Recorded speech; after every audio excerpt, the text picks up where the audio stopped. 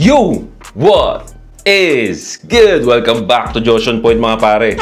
So ngayon ang pag-uusapan natin kung bakit pag bad boy ka, lamang ka. Kaya already ka na, hit mo na yung like button, share mo na rin, and let's go! Bad boy, shake, kill, ako tentos down. Okay mga bro, so before tayo mag-start, gusto ko sabihin sa inyo yung mga perfumes natin mga pare still available sa lahat ng shops natin bro. If bad boy ka na may class, okay, at under self-improvement ka, narating mo na kahit ano pang estado mo sa buhay pare, you need this perfume bro para maging suwabe ang pagiging bad boy mo. So, available lahat to pare sa mga shops natin. Link nasa description. May nag-send sa akin bro ng story niya no at nakakatuwa tong kwento ni pare. In-apply lang no, in-apply lang yung mga sinasabi natin dito. Wala namang mawawala sa iyo pare. Actually, no, wala namang mawawala sa iyo kung alam mong nasa loser stage ka. Ano pa bang mawawala sa iyo? Loser ka na nga, 'di ba? Try mo lang yung mga pinagsasabi natin dito pare, malay mo makatulong sa iyo pare, 'di ba? There's nothing to lose. Okay? Para rin naman sa'yo to. Bro, ano thoughts mo sa babaeng ganito? Okay? First of all, ganito nag-umpisa ang lahat. Nung nag-gym kasi ako, nakita ko tong EA na to sa gym. Then sabi ko sa isip ko, bago lang siguro to dito. So ayun, in-approach ko tong EA na to. Tinuring ko lang na normal kahit super attractive niya. There's a lot of guys pero ni isa wala man lang nag-initiate mag-approach. So ayun, nilapitan ko para makuha ko yung details niya. Naging maganda yung flow ng convo namin hanggang sa magbigayan kami ng IG account. Di ba pare? Ito yung nagsiseparate sa atin from a normal guy, no, na walang kalam-alam sa mundo versus sa ating bad boy na may class pare. Okay? Pero emphasize ko lang sa inyo, yung pagiging bad boy natin is not a title. This is a mindset. This is a lifestyle. Huwag nyo sabihin na, oh, bad boy na ako. I'm a bad boy. Call me a bad boy. Yung title. Hindi title to. Hindi sinusuot ang bad boy pare. Okay? This is a lifestyle. This is a mindset. Medyo na-cringe pare pagka tinatawag nyo yung sarili ninyo na bad boy. Huwag ganun. Okay? Pag sinabi natin bad boy dito, this is a mindset. Okay? So, ito yung nagsiseparate sa atin, pare, no, from a normal guy. Because, ang tingin natin sa babae ay mga normal lang yan na tao. Maganda man yan, kahit ano pang laki ng osus niyan, kahit ano pang laki ng wet packs niyan, kahit gaano pa ka-chicks yan. Normal na babae lang sa paningin natin yan, bro. Okay? Kasi alam natin, pag nilagay mo agad sa pedestal lang babae sa isip mo, inimagine mo agad na hindi mo abot tong babae na to, hindi langit at lupa ang pagitan ninyo pare, dadagain ka agad. Okay? Dadagain ka agad.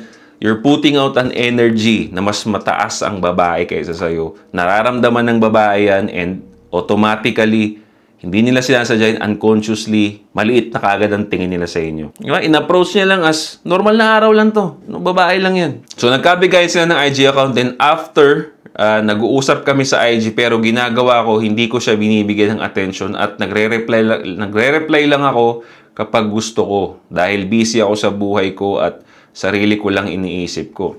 Okay? Another bad boy mindset. Okay? Pagka kinuha yung digit, hindi ibig sabihin na mayat-maya ka na mag-chat. Okay? Again, you're just showing na thirsty ka dito sa babae na to. Siya ang una sa priority mo pagka chat ka ng chat sa kanya. Give it some time, pare. Okay? Marinate it. No? 'Di ba? Pag ang mga meat, mga manok na sumasarap pag na-marinate ng mabuti. Ganun na ganun din pare sa pagdating sa babae. Huwag madaliin, i-marinate mo. Okay? Kumbaga, ipaisip mo muna sa kanya. Kinuha niya yung number ko pero bakit hindi niya ako kino-contact? Hayaan mo muna maglaro sa isip niyo yun para pagka nag-contact ka sa kanya, it's special pare. Special ang dating sa kanya. Okay? Mapapaisip siya, bakit natagalan? No? May ibang babae ba itong chinachat? No? Yan, ganun. Paramdam nyo sa kanya yun pare. Para hindi kayo take for granted. Ang lalaking babae lang ang focus. Yan ang mga natitake for granted. Alam na natin yan. Fast forward, ayun. Tinuturuan ko siya mag-gym kasi wala pa siyang alam. 6 days pa lang kami magkakilala. Nag-open siya, gusto niya daw mag-LU. Di ba? Tapos sabi niya, ayaw daw niya mag-aya ng katrabaho. So ayun, pabiro ko sinabi, ako na lang. Then nagulat siya, kumagat siya at gusto niya kami lang dalawa.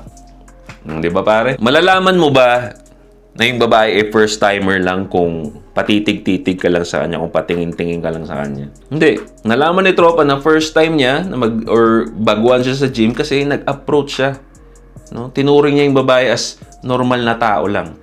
No? So nagkaroon siya ngayon ng opportunity para magkaroon ng genuine na interaction. Ang turuan siya mag-gym. Hindi mo malalaman yan kung patitig-titig ka lang. Hindi mo malalaman yan kung pasupot-supot ka dun sa Gedli. Nung nagsabi yung babae na gusto niya mag-LU, si tropa, nakita kaagad yun as opportunity. Nung ayaw niya ng katrabaho, pwede mong batuhan mo lang. Ako na lang. Ganun gumalaw ang bad boy pare pag may opportunity, kahit huwag kayong matakot na ma-offend or magulat yung babae sa sasabihin ninyo. Yeah, again, ito yung mga pinagkakaiba natin sa mga nice guy compare sa mga bad boy. Tayo, pag may opportunity, alam nating malapit to sa gusto nating goal, pare. Huwag kayo matakot na magbatuhin yung gusto nyong sabihin, pare. Alam ko naman, pag ganitong senaryo, trip din ako ng EA. May mangyayari talaga at alam mo na yun, haha. Humingi lang ako ng thoughts mo about dito, then final. Ang sabi niya, una pa lang daw niya akong makita, fuckboy daw ako at alam niyang marami din akong nakakausap at ngayon, lagi ako tinatadtad ng reply at marami din siyang tinatanong about sa life ko pero hindi ako nagbibigay ng clue. Okay, very good. Dahil gusto ko nandun pa rin ng mysterious. Tama. Again, alam na ng mga solid Joshon point to na pag tinawag ka ng babae ng fuckboy or sinawag ka niyang babaero, pare, that's low-key, sinasabi niyang attractive ka. Isa to sa mga shit test nila, pare, yung tawagin kang fuckboy, mukha kang babaero. This is their shit test para magbigay ka sa kanilang info kung meron ka bang ginojowa ngayon, kung may chinichicks ka ba ngayon. Ganyan yan sila. Pero again, huwag kayong aamin or huwag niyong bigyan ng information yung mga yan pagka nagsishit test sila sa inyo. Huwag niyong seryosohin. Okay? Lagi niyong tatandaan, ang shit test ng babae hindi siniseryoso. Ganon tayo mga bad boy. Huwag niyong sagutin ng matino yung mga yan. Sabihin mo na lang, bakit ayaw mo ba ng fuckboy? Ganunin ninyo, bakit ayaw mo ng fuckboy? Sabihin, ay hindi naman. Ayaw mo ng fuckboy pero fuck gusto mo. O, di ba pare? Alam mo, matagal na yung move ko na yun, pero sus, hanggang ngayon, gagana pa rin talaga yun, pare. Ito sabi niya, thankful ako dahil ang dami ko natutunan about dating dahil sa'yo. PS, hindi lang siya nag-iisa, marami sila. Sa loob ng 9 months, naka-11 EA ako na derecho na tikman ko. Not bad for 9 months. Mahirap na yan sa iba. Okay, pare, again, ito na naman tayo. The curse of flirt date seduce, pare. Napatunayan natin na madali, but pagka sumobra ka, pwede ka madisgrasya dyan. Lahat ng sobra, will lead into disappointment or problema. 11 in 9 months, pare, masyadong madami to, bro. Alright? Masyadong madami to. Baka nawawala ka na sa focus mo. Okay? Kasi again, alam ko na nga, napag-usapan natin to na nakaka-addict talaga pag nakikita mo, uy, parang ang dali. Alright? So, pay attention, pare. Focus tayo sa goal natin. I understand, masarap yan, but you have to focus, pare. So, ito sabi niya, tangina dahil sa'yo to, bro, ha, iba ka. Yun mo, nasisi pa ako. Minura pa ako, bro. Di ba? Well, I understand, no? Nakakatuwa talaga yan, pare. Kasi nakakatuwa talaga yan na parang, uy, parang ang dali, tangina. Yung tinuturo ni Joshua Point, putang ina na, effective pala. So, yan, nag-send siya ng convo nila, ibang babae na naman to. Hey, ikaw ba yung nasa SB kanina? You're so pogi naman, ha. Chinito ka pala sa personal. Sabi naman ni pare, ha, halata naman siguro, no. Nakita ko din sumakay ka sa Fortuner na color black tapos 3 na babae. Fuckboy ka talaga, no. Ano naman, ito sabi ni pare, oh. Ano naman, gusto mo ba sumali? Itong sinabi ni pare na ano naman gusto mo ba sumali? Hindi, never in a nice guy life na gagawin niya to. Bakit? Kasi takot siyang ma-offend yung babae. Okay? Ang perspective ng nice guy bihira lang akong makakakita ng babae or makausap ng babae. Hindi ko sila gustong ma-offend. Which sa akin, baliktad. No? Kung hindi ka na nga nagkakaroon ng chance sa babae, pare, hindi ka na nga nila pinapansin. Bakit takot ka pang ma-open sila? Ayaw nga nila sa'yo. I-open mo! Di ba? Gusto nila yan, pare. Gusto nila yan. O, tignan mo, tumawa pa rito. Haha. O, di ba? Ngayon na swabe na, alam mo na yung mga moves natin, pare. May time ka na, okay? May time ka na na mag-focus sa goals mo. Okay? Ngayong, yun ang purpose, pare, ng flirt date seduce is para maturuan kayo na swabe, ng swabing moves, mapadali yung communication ninyo sa babae. Now, it's time to focus on na money-making goals, pare. Okay? Kasi, again, nandiyan na yan. Madaling balikan niyang mga babae na yan kasi meron tayong move na flirt date seduce. So, sana nag-enjoy kayo, pare. Leave a comment down below kung anong masasabi ninyo, reaction, iwan nyo sa baba. Perfumes, pare, available sa mga shops natin. Don't forget to subscribe. Again, hit the bell para notify kayo sa mga bago nating videos. This is Josh on Point. See you next time. Boom! Bro, available lahat to. Yung perfume natin, lahat ng fragrance natin, bro. Shopee.